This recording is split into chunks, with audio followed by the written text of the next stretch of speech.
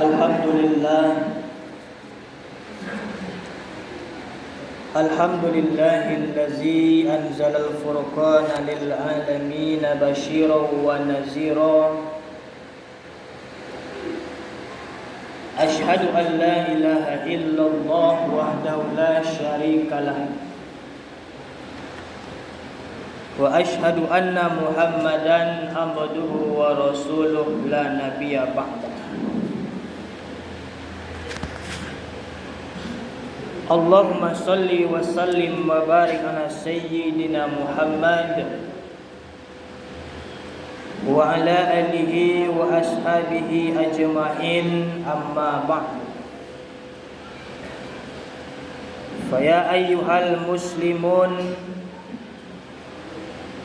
inni usikum wa nafsi bittaqwallah faqad fazal muttaqun. Qala Allah Ta'ala fil Qur'anil Azim, A'udzu billahi minasy syaithanir rajim. Bismillahirrahmanirrahim. Ya ayyuhallazina amanu taqullaha haqqa tuqatih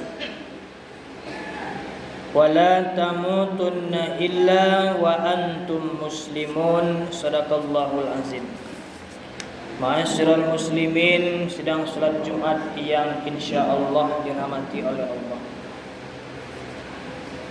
Selalu kita bersyukur kepada Allah dengan ucapan alhamdulillah, yang mana pada siang hari yang berbahagia ini kita masih dapat merasakan nikmat Allah.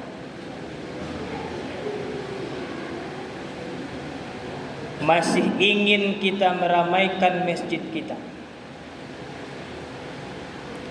Sengaja sejenak kita tinggalkan aktivitas duniawi kita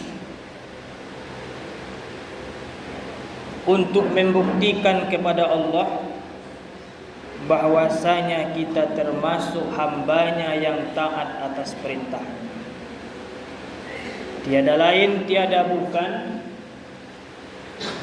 yaitu melaksanakan sholat Jumat yang insya Allah setelah khutbah kita yang singkat ini. Salawat dan salam tak lupa pula kita kirimkan kepada baginda Nabi besar kita, yakni Nabi Muhammad sallallahu alaihi wasallam, yang berupa lafaz Allahumma shalli wa sallim wa barik ala sayyidina Muhammad wa ala ali sayyidina Muhammad. Kaum muslimin, tak lupa, tak bosan,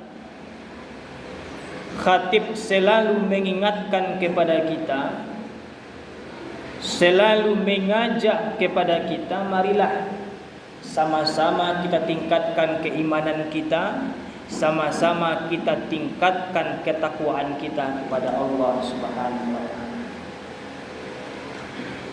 Takwa itu adalah imtisalu awamirillahi ta'ala wajtinabu nawahi, menjalankan segala perintah Allah dan meninggalkan segala larangan Allah Subhanahu wa taala. Kaum muslimin sedang salat Jumat yang dirahmati Allah. Rujukan khutbah kita pada kesempatan kali ini khatib ambil dalam surah Al-Ahzab ayat 21. A'udzu billahi minasy syaithanir rajim. Bismillahirrahmanirrahim. Laqad kana lakum fi Rasulillahi uswatun hasanah liman kana yarjullaha wal yawmal akhir wa zakarallaha katsiran. Kaum muslimin, dalam ayat ini Allah tegaskan kepada kita bahwasanya dalam diri Rasul itu ada uswah, ada suri teladan. Uswah yang bagaimana? Tentu uswatun hasanah, suri teladan yang baik, contoh yang baik dalam kehidupan kita. Tapi kata Allah, tidak semua manusia yang bisa menjadikan Rasul itu sebagai role modelnya.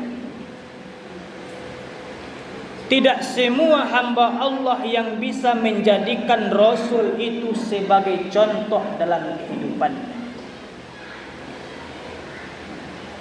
Maka ketika kita ingin menjadikan Rasul itu sebagai contoh kebaikan dalam hidup kita, maka ada 3 syarat yang harus kita penuhi.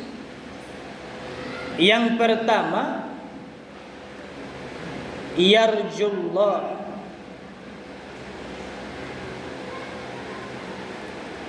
selalu kita mengharap rahmat Allah. Selalu kita ingin mendapat keridhaan Allah. Maka apapun ibadah yang kita lakukan, maka niatkanlah untuk menggapai rahmat, untuk menggapai kasih sayang Allah Subhanahu wa taala. Rahmat dan nikmat itu kaum muslimin berbeda. Kalau nikmat, semua makhluk itu mendapatkan nikmat dari Allah. Orang kafir mendapatkan nikmat, Muslim mendapatkan nikmat, tumbuh-tumbuhan mendapatkan nikmat, binatang-binatang mendapatkan nikmat. Termasuk kita hari ini, bisa kita menghirup udara hari ini, itu adalah nikmat dari Allah Subhanahu wa taala. Tapi lain halnya kaum muslimin dengan rahmat, lain halnya dengan kasih sayang Allah yang hanya diberikan kepada hamba-hamba pilihan. Tentu untuk mendapatkan rahmat Allah itu perbanyaklah amal ibadah kita. Dan amal ibadah yang kita lakukan itu ikhlaskan, niatkan untuk menggapai keridhaan Allah Subhanahu wa taala. Kaum muslimin sedang salat Jumat yang dirahmati Allah. Inilah syarat yang pertama. Syarat yang kedua, agar kita bisa menjadikan Rasul itu sebagai role model kita, agar kita bisa menjadikan Rasul itu sebagai teladan kita, wal yaumal akhir, orang-orang yang menunggu perjumpaan dengan Allah Subhanahu wa taala, orang-orang yang tidak mencintai dunia, orang-orang yang mempersiapkan bekal terbaik menuju Allah Subhanahu wa taala. Tentu kalau kita ingin bertemu dengan Allah, tentulah kita akan mempersiapkan bekal terbaik. Kita akan mencontoh yang baik-baik. Maka orang yang mengharap perjumpaan dengan Allah ini, maka dia akan mencontoh akhlak Rasulullah. Maka dia akan mencontoh perilaku Rasulullah SAW. Kaum muslimin sedang salat Jumat yang dirahmati Allah. Dan syarat yang ketiga, wa zakarallaha katsira, orang-orang yang sering mengingat Allah. Orang yang sering mengingat Allah, otomatis dia sering mengingat Rasulullah. Kaum muslimin sedang salat Jumat yang dirahmati Allah.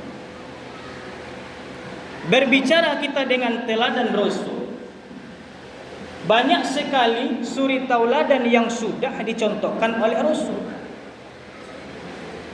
3 di antaranya adalah Rasul itu yang pertama orang yang sangat luas rasa sabarnya.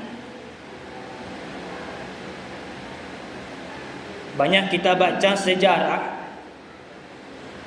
ketika Rasul ingin menyampaikan kebaikan-kebaikan, ketika Rasul menyampaikan ajaran tauhid, menyampaikan dakwah, orang yang pertama sekali yang menghalangi Rasul itu bukanlah orang jauh. Orang yang pertama sekali yang menghalang-halangi dakwah Rasul itu bukanlah orang lain, Tapi orang yang pertama sekali yang menghalang-halangi dakwah Rasul itu adalah pamannya sendiri. Bayangkan kaum muslimin, kalau seandainya itu terjadi pada kita, kita menyampaikan kebaikan, kita berdakwah kebaikan, tapi niat baik kita tidak didukung oleh keluarga kita. Bagaimana pedihnya? Tapi Rasul adalah sosok orang yang sangat penyabar dalam menyampaikan dakwah.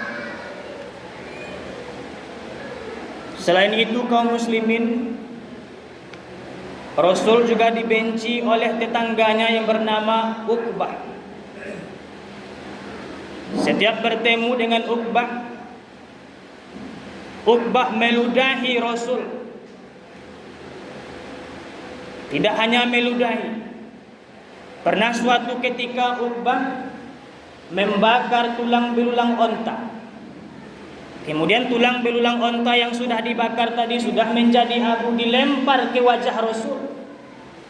Tidak hanya itu kaum muslimin, bahkan kotoran binatang pun dilempar kepada Rasul. Tapi Rasul tetap sabar dalam menyampaikan dakwah. Kaum muslimin, mungkin kita tidak sedahsyat itu cobaan. Maka kalau kita ingin bertemu dengan Allah, maka jadikanlah Rasul itu sebagai suri tauladan kita. Salah satunya adalah perkuat rasa kesabaran kita, pertebal sabar kita kepada Allah Subhanahu wa taala. Sabar ini kaum muslimin terbagi 3. Yang pertama ada sabar dalam menjalankan ibadah. Solat kalau kita tidak sabar, maka solat yang kita kerjakan akan terburu-buru. Yang kedua, sabar dalam menghadapi maksiat. Apalagi kita yang remaja, kita yang anak muda, mudah terpengaruh. Melihat teman kita melakukan kemaksiatan, kita dikucilkan, kita dianggap soalim segala macam, maka di situ butuh kesabaran. Dan yang ketiga kaum muslimin, sabar dalam menghadapi cobaan Allah Subhanahu wa taala. Maka perteballah kesabaran kita. Kaum muslimin sedang salat Jumat yang dirahmati Allah. Yang kedua, Rasul itu adalah orang yang sangat bertawakal kepada Allah. Setelah Rasul berdoa, setelah Rasul bekerja, maka semua hasil Rasul serahkan kepada Allah Subhanahu wa taala. Begitu jugalah mestinya pada kita. Dalam kita bekerja, dalam kita berkebun segala macam, setelah kita berusaha, setelah kita berdoa, jangan dihitung-hitung dulu hasil yang tak tampak. Kalau seandainya kita hitung-hitung hasil yang tak tampak, kalau seandainya Allah menguji kita dengan gagal, maka disitulah akan ada berburuk sangka kepada Allah Subhanahu wa taala. Maka setelah kita berdoa, setelah kita berusaha, serahkan semua hasil kepada Allah Subhanahu wa taala. Andai kata berhasil, andai kata beruntung, maka jangan lupa untuk berinfak di jalan Allah Subhanahu wa taala. Tapi sebaliknya, kalau seandainya Allah uji kita dengan kegagalan, maka jangan kita berhusnuzan kepada Allah Subhanahu wa taala. Tetaplah berhusnuzan kepada Allah Subhanahu wa taala. Mana tahu di balik kegagalan itu ada kado, ada hadiah yang terindah yang sudah disiapkan Allah untuk kita kalau kita bersabar dalam menghadapinya. Kaum muslimin sedang salat Jumat yang dirahmati Allah. Yang terakhir, Rasul itu adalah manusia yang sangat menjadikan ibadah sebagai kebutuhan. Mungkin kita di waktu kecil terpaksa dalam menjalankan ibadah, dipaksa orang tua kita untuk sholat, terpaksa menjadi terbiasa sehingga menjadi kebutuhan. Apa tandanya kaum muslimin kalau ibadah itu sudah menjadi kebutuhan kita? Contoh sholat. Waktu sholat sudah tiba, tapi kita belum mengerjakan sholat. Ada rasa gelisah dalam hati kita. ada rasa tidak tenang dalam hati kita karena kita belum melaksanakan sholat itu. Itu tandanya ibadah yang kita kerjakan sudah menjadi kebutuhan dalam hidup kita. Kaum muslimin sedang sholat Jumat yang dirahmati Allah. Ada suatu cerita Siman yang mempunyai 4 orang teman. Teman yang pertama bernama Sihana. Teman yang kedua bernama Sihar. Yang ketiga bernama Si Anis. Yang keempat bernama Si As. Si As inilah teman yang selalu dia kucilkan, teman yang selalu dia remehkan. Suatu ketika Siman ini ditangkap oleh polisi. Datang polisi ke rumah. Kemudian Siman melapor kepada Sihana. Sihana inilah teman yang selama ini dia damba-dambakan, teman yang selama ini dia spesialkan. Melaporlah Siman kepada Sihana. Wahai Hana, sebentar lagi saya akan dibawa ke kantor polisi. Bisakah engkau menolong saya? Apa kata Sihana? Teman yang selama ini ia damba-dambakan, apa kata Sihana? Itu bukan urusan saya. Kemudian melaporlah dia kepada Sihar. Wahai Sihar, hari ini saya akan dibawa ke kantor polisi. Bisakah engkau menolong saya? Apa kata Sihar? Saya hanya bisa mengantarkan engkau sampai ke tempat parkiran saja. Mengadu pula lah Siman ini kepada si Anis. Wahai Anis, sebentar lagi saya akan ditahan, akan dibawa. Bisakah engkau menolong saya? Apa kata si Anis? Saya hanya bisa mengantarkan engkau hanya sampai ke sel saja, ke sel tahanan itu. Lalu kaum muslimin mengadulah dia ke yang terakhir, ke sahabat yang terakhir yang bernama Si As. Si As yang selama ini dia abaikan, Si As yang selama ini dia kucilkan. Apa kata Siman? Wahai Si As, apakah engkau ingin menemani saya? Apakah engkau bisa menolong saya? Apa kata Si As? Saya akan temani engkau sampai engkau bebas dari hukuman. Kaum muslimin, apa maksudnya? Siman itu itulah kita manusia. Polisi itu itulah malaikat pencabut nyawa kita. Sihana itu itulah hawa nafsu kita, yang selama ini kita ikuti, yang selama ini kita spesialkan. Sedangkan Sihar itu itulah harta kita, yang selama ini kita cari, yang selama ini kita berlomba-lomba mendapatkannya, sehingga kewajiban kita kepada Allah terabaikan.